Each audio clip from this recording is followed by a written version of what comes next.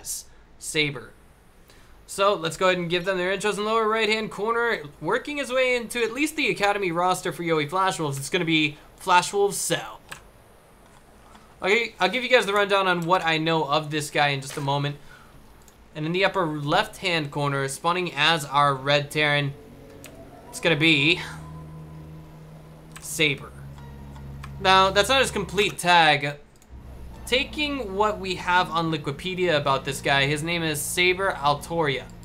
Now, that being said, I think he's one of those guys that might have beaten one of my friends before. And the reason why I say this is because he played in the 2013 CSL, and I remember that was a league that was going between both China and Taiwan, and the grand finals were held in Shanghai. I do remember that was quite a bit of a controversial moment in time, because this tournament per se was played on Wings of Liberty, Wings of Liberty, while Heart of the Swarm was considered brand new in Taiwan and Korea, and of course the rest of the Western world. But China, in case you guys didn't know at that time, did not have Starcraft 2 Heart of the Swarm until June of that year, I believe. Anywho, getting back to the game at hand.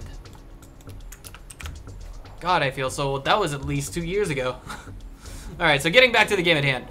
We're gonna have Cell going for a hatch first, and this guy I played against before, back when he was only Diamond. He kinda wrecked me back then, but of course, the main difference between Bronze to Diamond is just mechanics, but when you're getting to the Masters level, that's a completely different story. To give you guys some perspective, Vanilla Rush was picked up and put on the B team roster when he was only in Diamond League, and now he's a Grandmasters League player, if I'm not mistaken. Or so his account was.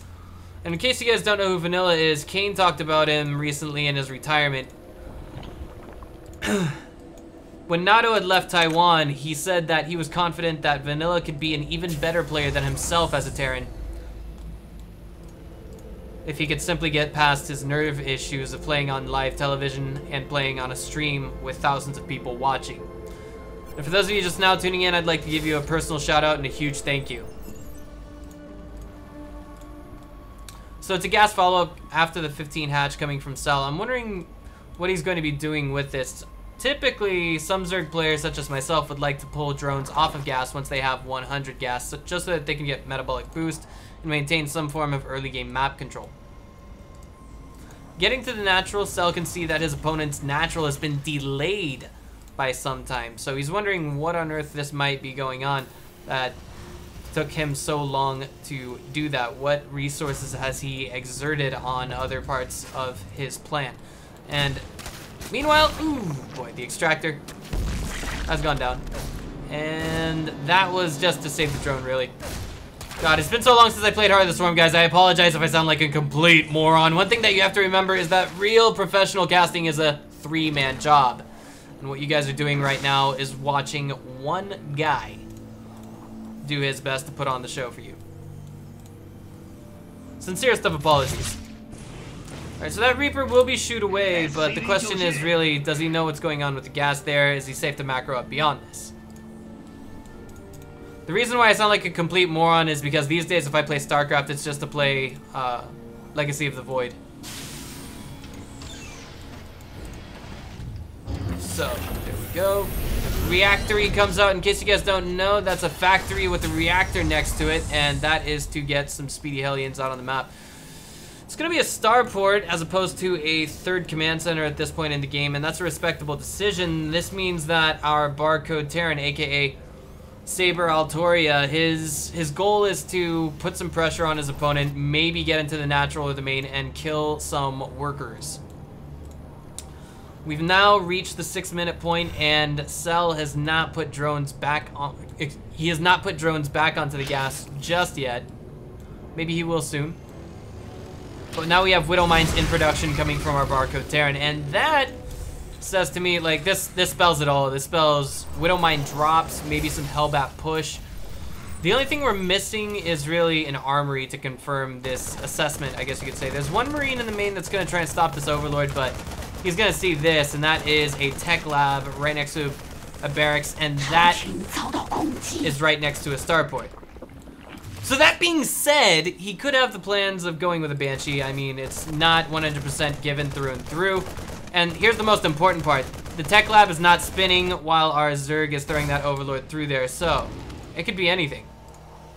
What's it gonna be? That first medevac has just come out, and now we do, of course, have the starport and barracks getting swapped out, so we could see a Banshee very soon. Command center is now going down at the natural, and that's gonna make for the third command center. It's gonna need a little bit of time to get the natural a little bit saturated, or rather oversaturated, however you guys choose to look at it. I haven't casted Heart of the Swarm in such a long time, I apologize. There will be VODs later, in case you guys are missing the live show, but there they are, those Hellions, and look, the armory is coming down a little bit late, so he's gonna put pressure where he can, just peck and prod and annoy, and beyond that, boom, Widowmine hits the larva, and some eggs. This one got away with 9 kills, but none of them were workers. Meanwhile, that drop at the third was cleaned up. Uh-oh, medevac getting shoot away, and this is shut down. Oh my god, this is such a big blunder for Saber right now, and for those of you just now tuning in, our barcode Terran is Saber.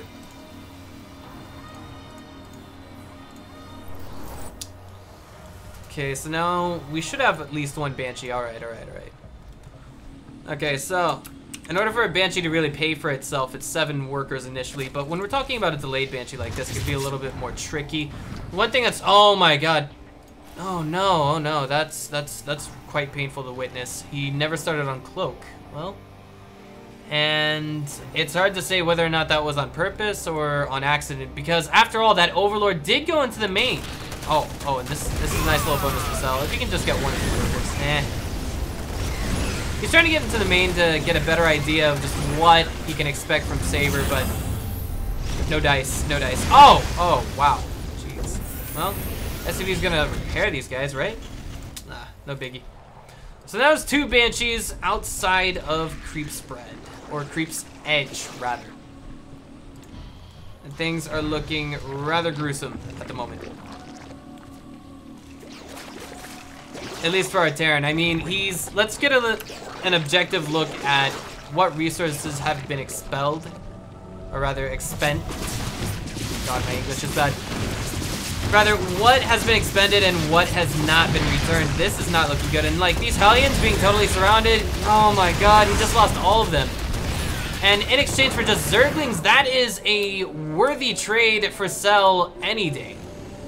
I mean, yes, Hellions only cost minerals as well, but the thing is, their goal is to kill Zerglings in large numbers. It could be lag from China to the Korea server, who knows? It's 130 MS from Shanghai to the Korean server. That's the interesting part. Meanwhile, a scan comes in from our Terran, but that's to figure out what's going on in the main. He doesn't see any important tech there. It's all at the natural. And there's a Roach Warren going down now, but is there a Spire? No, there is not. Okay, so it looks like at this point, Sal could be winging it. Not sure if he knows this for a fact, but okay, yeah, he does. He does know that this is going to be mech. But still, that huge catch of all the Hellions with those Lings, I just can't stop to think about it. Okay, well, Saber didn't see what he needed to with that scan. I mean, he doesn't really see anything coming from his opponent. The most critical question to ask himself right now is it going to be Mutas or is it going to be Roaches that he's facing off against?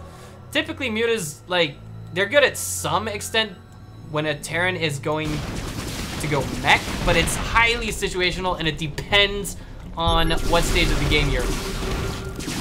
If Terran is going to have a lot of Thors, then no, you don't want to go Master Mutas. At this point in the game, it would be ideal to have Mutas hitting the battlefield, but that's not the case. Could have Roaches very soon.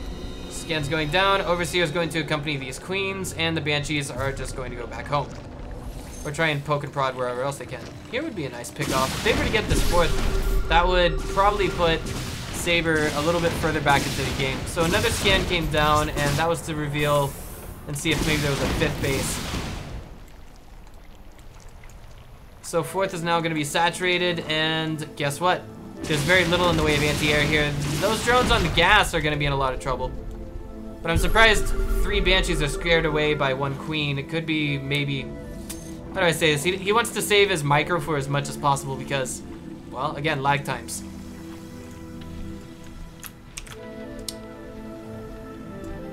And with that, we see the 4th base going down at this stage in the game. Ooh, that's a lot of Hellions.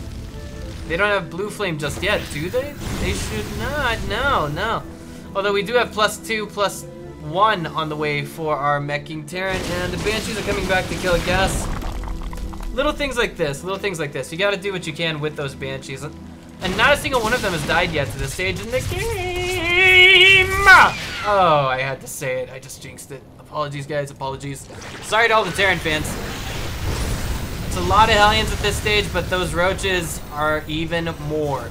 Those tanks are not sieged up. Hellbat's now transforming, and the rest of this Zerg army is going to just go back home for the time being.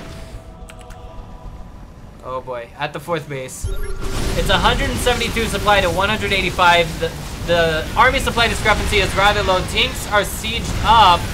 If we can see Lings come in from behind, that would be ideal. Indeed they do, but it's just not enough, and the Roaches come in for the surround. The Hellbats are trying to make the fight happen as they can, but Hellions are blocking their way. Banshees are coming in as well, but the Queens swat them out of the sky. For now, it looks like we're gonna have Cell hold, and not only hold, he's going to push back and decimate the tank line with the aid of Queens. Ladies and gentlemen, I think we have a winner, but it depends. It really does. Can we see Saber Terran hold his ground against Cell? We're about to find out. Tanks are sieging up. Hellbats are now transforming. 1 tank will fall, but that took a lot of Roaches, and it looks like for the time being, Cell has been repelled. And the big thing is, like, Banshee's just pushing back and pushing back. Bits and pieces of the Zerg army here and there just really helps. Okie dokie.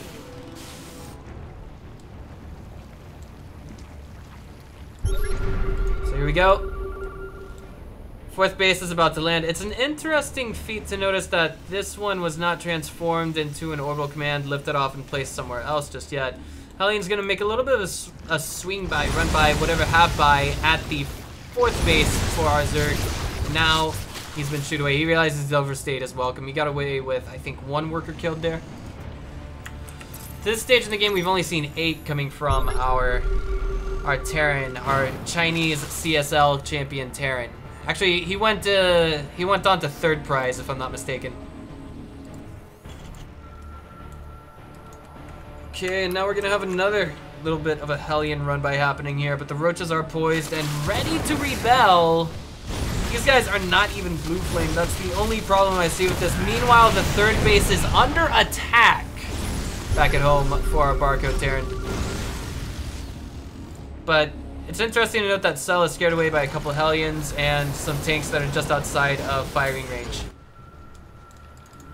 That's right. Okay, so now we got Vipers coming into the mix as well, since we have Hive Tech just about done. Tanks repositioned and some of them re-sieged. But at this moment, we're just going to have Cell say, hey, I can't do this. Meanwhile, Planetary Fortress is going to be pecked away at, but this mech army should be able to handle it. There are still 3 siege tanks here, and that is going to deal with army on this end. And I just really want to highlight for this moment that both players seem to be neck and neck with each other. Ultra is coming into the mix at this stage in the game. With Vipers, I think this is where we say, hold on to your butts, ladies and gentlemen. We're in for one hell of a show, as we do have our Barcode Terran ready to go on the offensive yet again. He's got the Hellbats everywhere. He's taking down the 4th base. And we can't see Cell let this go uncontested. The Vipers coming in. Beautiful Blinding Clouds. Tries to get us around, but there's still 1 unsieged tank that is stopping those handful of Roaches in the rear. Meanwhile, the frontline engagement goes painfully one-sided for Saber, and the 4th base will fall. The Hellbats remain to clean up the Queen and everything else. This is a mean dream yet to come true for our Terran in red. Here we are. Braveheart is the name of this team, and he lives up to it. Just marching out on creep and trying to conquer all that exists here from Zerg. The Ultras are not able to get to the front line, which is where they need to be. There's no Vipers to accompany this army either. There's nothing but Ultras in production at this moment. The Hellions are going to try and make a run by happen at this base, and they will aggro one Ultra. Oh boy. What do we have from Cell that can get him the win? Right now he's at an income disparity. Not an income disparity, but rather a huge army disparity. Here we go. He's going in with the Ultras from all directions. Those Queens still have quite a bit of energy for transfuses, but most of the Ultras are gone. One Queen struggling to get to the front lines, but it's just not happening. Those tanks are on siege at the wrong moment, and it looks like we might have Cell possibly, just possibly, clean up this army. Meanwhile, Banshee working away at the Queens from the sky. There's no detection here whatsoever. Spore Crawler gets pulled along a little bit too late for the right. One Ultra will come out and clean up this army. Can you believe it, ladies and gentlemen? We had a Barcode Terran, 30 supply above that of Cell. No Vipers at his disposal, but he manages to hold his ground and push it back. Scans going down left and right. Just trying to make sure there are no additional bases. But there's a Queen here, and I think this one should be able to deal with the Banshee, assuming it has missile attack upgrades. Banshee's just going for the workers. He wants to keep that income as low as possible. No cloak left. But Cell at this moment, he is down 50 supply. He can't fight his opponent head on in this position. He's down by a 50 supply army value, if you will. Rather, other way around. 50 army value supply. He is down. Try as he might to make something happen. It probably won't happen. We're gonna see those tanks and Hellbats march into the third, almost uncontested. There's only one half HP Ultra at the natural. The drones are just gonna get pulled off of that base and head to this fourth. Infestor's coming out, but oh, that's such a dirty cake. Pathogen glands were not ready to go. Infestors are good in this kind of situation when you have to fight using energy, but they don't have enough for those fungal growths just yet. Meanwhile, we're about to have a couple of them pop at the natural, I'm sure. But those tanks are unsieged. Oh no, what just happened? What just happened indeed? Great. One of the players was lagging, I guess. Okay, there we are. Big fungal, nice one on the Banshees. Another stacked fungal, but the only other infestor with some energy is now gone. And Cell goes ahead and types out GG. Ladies and gentlemen, my name is